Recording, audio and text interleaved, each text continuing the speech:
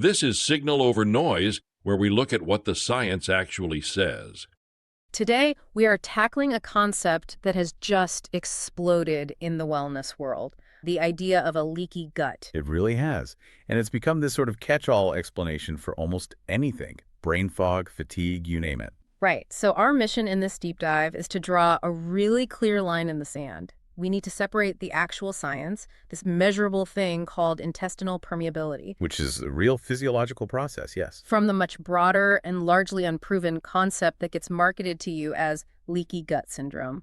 That distinction is everything. We're aiming to give you a clear, evidence-based understanding of when this barrier dysfunction is clinically relevant, and frankly, when the whole idea is just being overhyped. It's all about critical thinking, not quick fixes. So let's start with the basics. What is this gut barrier, and what is it even supposed to be doing? Well, the scale alone is just staggering. Your intestinal barrier is the largest interface your body has with the outside world. Think about 200 square meters. That's about the size of a tennis court, right? All packed inside you. Exactly. And it has to do two things that are, completely contradictory. It has to let all the good stuff in, nutrients, vitamins, water, while keeping all the bad stuff out, pathogens, toxins, undigested food particles. It's a security checkpoint and a nutrient absorption line all in one. How does it manage that? The magic is in the architecture. The intestinal lining is just a single layer of cells. Think of them like bricks in a wall.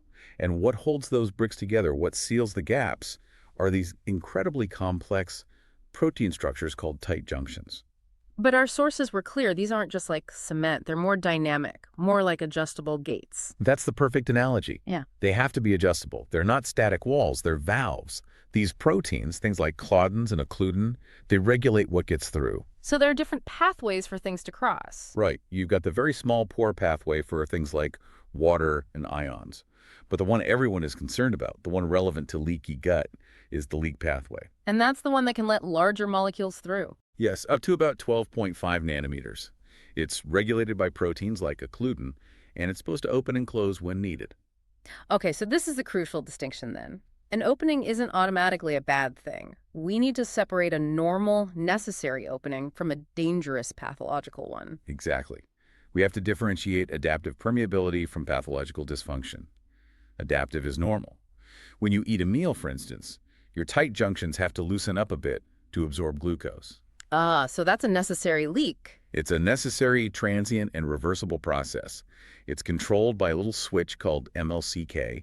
It opens the gate, lets the nutrients in, and then it closes again. That's just your body doing its job. So what does a pathological leak look like? When does it become a problem? It becomes a problem when it's sustained and uncontrolled. That MLCK switch gets stuck in the on position, often because of chronic inflammation. So inflammatory signals are telling the gate to stay open. They're doing more than that. Inflammatory cytokines, like TNF-alpha, they're like a demolition crew. They actively tell the cells to take the tight junction proteins and move them away from the barrier.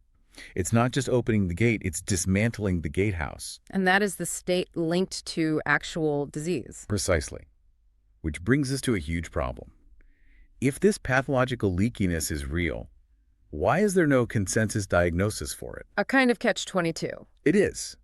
And the answer is that we don't have a single validated gold standard test that's easy and reliable enough for your doctor to just order. But researchers use a test, the lactulose-mannitol ratio. They do. It's the reference standard in research. But it's riddled with problems. You drink 2 sugars mannitol, which is small, and lactulose, which is large. The idea being that only the small one should get through easily. If the big one, lactulose, shows up in your urine in high amounts, your gut is leaky.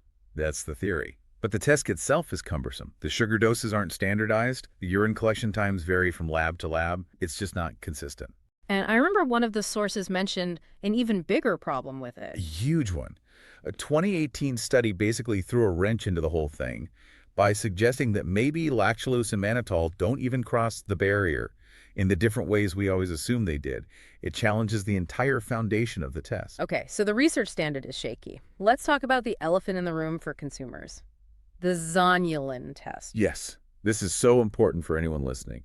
Zonulin was marketed for years as this master regulator of gut permeability, and you can buy tests that measure it. But what does the latest evidence say about those tests? The definitive evidence is that the commercial zonulin ELISA tests are, to put it bluntly, fundamentally unreliable. Unreliable how? Are they just inaccurate? They're measuring the wrong thing entirely. Multiple independent studies have now shown that these popular commercial kits are not detecting the actual xanilin protein. They're detecting other inflammatory proteins, mainly complement C3 and properdin. So you could have general inflammation anywhere in your body, and this test would come back positive for a leaky gut, even if your gut is fine. That is exactly right. It's a test for general inflammation that's being mislabeled. So what's the correlation then between what these tests measure and actual functional leakiness from the LM ratio test? It's basically zero. The studies show virtually no correlation, a coefficient of 0.01. That's a staggering finding. It invalidates a massive amount of the marketing and a lot of the expensive tests sold directly to consumers. Wow, that's a huge takeaway. So these popular tests are essentially useless for their stated purpose. I think that's a fair summary of the current evidence. We have other markers, like IFABP, but that measures cell death, not leakiness. And LPS measures bacterial translocation, but doesn't tell you where the breach was. The measurement problem is very real. Okay, so despite the testing issues, we know pathological permeability is real. Where does the solid evidence show it playing a truly causal role in disease, not just being a side effect? The absolute clearest case is celiac disease. It's integral to the mechanism. For someone with celiac, eating gluten triggers a massive release of true xanilin, which opens the tight junctions. Letting the gluten peptides cross the barrier and trigger the immune attack? Exactly. The leak is essential for the disease process to happen. And, crucially, when you go on a gluten-free diet, the permeability normalizes. The cause and effect is very clean there. That makes sense. What about IBD, like Crohn's disease? This is where it gets even more compelling. There's a landmark study that followed healthy asymptomatic relatives of people with Crohn's, so people at high genetic risk. They found that increased intestinal permeability was detectable before they developed the disease. It preceded the clinical diagnosis of Crohn's by a median of almost 3 years. Wait, say that again? The leak came first. The leak came first. This is powerful evidence that barrier dysfunction isn't just a consequence of the inflammation in Crohn's. It might actually be one of the initiating events, an early defect that lets the whole process start. That changes the whole narrative. It really does. And we see a similar pattern in type 1 diabetes. Prospective studies have found that people who have the autoantibodies, meaning their immune system is already primed to attack the pancreas, but they aren't fully diabetic yet, they already have significantly increased permeability. So another case where the leak precedes the full-blown disease. What about metabolic conditions, obesity, type 2 diabetes? This is the metabolic endotoxemia hypothesis. In these conditions, we consistently see higher permeability and higher levels of bacterial endotoxins, or LPS, in the blood. The idea is that these toxins leak from the gut, cause low-grade systemic inflammation, and that inflammation drives insulin resistance. But this is where the chicken and egg problem comes in, right? Precisely. It's a vicious cycle. We know for a fact that high blood sugar itself, hyperglycemia, disrupts tight junction function, so the metabolic disease causes the leak. But we also know the leak causes inflammation that makes the metabolic disease worse. It's tough to untangle which came first in cross-sectional studies, but the barrier is definitely compromised. Okay, we've covered the disease states. Let's shift gears to what really matters for most people listening. What are the things we do in our everyday lives that the sources prove can impact this barrier, even in healthy people? The strongest, most consistent evidence, without a doubt, is for NSAIDs.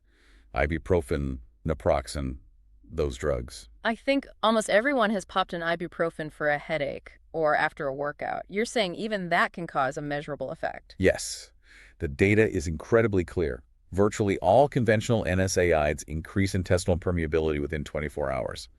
Chronic users are at even higher risk, with some studies showing inflammation in up to 75% of them. How long does that damage last? If you're a long-term user, the sources suggest it can take months for the barrier to fully recover after you stop. This is probably the single most common way a healthy person damages their gut barrier. That is extremely practical information. What's next on the list of common disruptors? Alcohol. It's a direct toxin to the tight junctions. Even a single night of binge drinking can cause a measurable spike in endotoxin in your blood, which is direct proof that the barrier was breached. Chronic use, of course, leads to a persistently leaky gut that fuels liver damage. What about exercise? I always think of it as a good thing, but the sources mention intense exercise can be a problem. It can, but it's a transient and physiological thing. We're talking about strenuous, long-duration exercise, marathons, ultra-endurance events, especially in the heat. So not your average gym session. Right. What happens is your body diverts blood flow away from your gut to your muscles. This is called splanchnic hypoperfusion. It temporarily starves the gut cells of oxygen, causing some reversible damage. It's part of the price of high performance, but it bounces back with rest. And psychological stress, the brain-gut axis. It's very real. Acute stress, like public speaking, has been shown to increase permeability, but mainly in what they call high responders, people gut getting activated and destabilizing the tight junctions. Last one on this list. What about things in our foods, specifically ultra-processed foods? Yes, dietary emulsifiers. Things like carboxymethylcellulose and polysorbate 80. You find them in ice creams, salad dressings, a lot of processed baked goods. They act like detergents. They can erode the protective mucus layer that sits on top of our gut cells, which then exposes the barrier to damage. So we know what breaks the barrier. What does the evidence say actually helps fix it? This is where the supplement industry makes its money. And this is where the evidence gets very specific and much less universal. Take glutamine.